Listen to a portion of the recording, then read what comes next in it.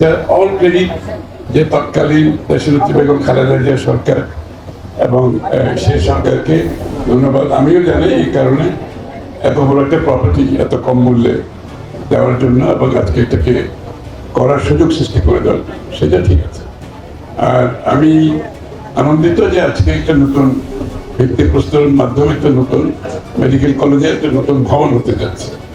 কারণ আমার মনে হয় ইতিমধ্যে এই কলেজটি অনেক ভালো করেছে এবং আমি আনন্দিত যে রেটিং এর দিক থেকে এটা ভালো করেছে। সবচেয়ে আনন্দিত এই জন্য রেটিং ইজ ভেরি ইম্পর্টেন্ট।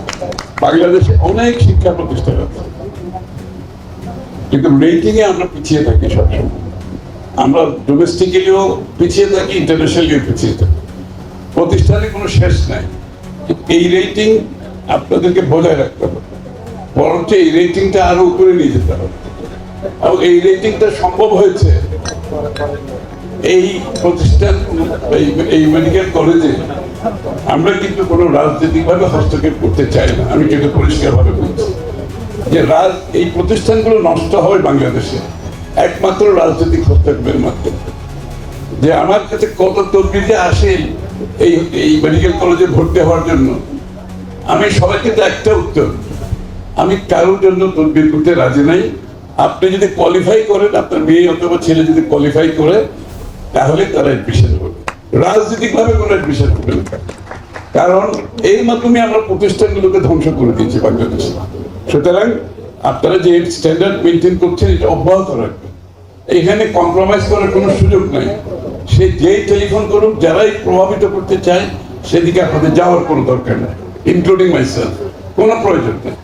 কারণ শিক্ষা প্রতিষ্ঠান যদি, বিশেষ করে একটা মেডিকেল কলেজে যদি শিক্ষার মান কোনোভাবে ক্ষতিগ্রস্ত হয়, শুধুমাত্র যারা শিক্ষার্থী তারা এফেক্টেড হবে, যে বাংলাদেশের জনগণ এফেক্টেড হবে।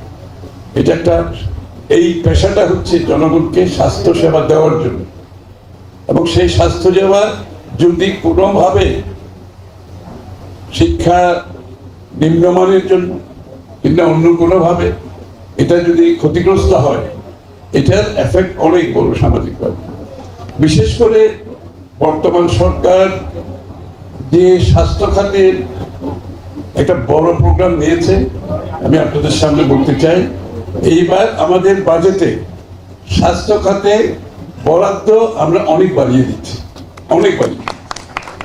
কারণ হচ্ছে আমরা যে ইউনিভার্সাল সার্বজনীন হেলথ কেয়ারের কথা বলছি, প্রিভেন্টিভ হেলথ কেয়ারের কথা বলছি, প্রাইমারি হেলথ কেয়ারের কথা বলছি, এটা বাংলাদেশের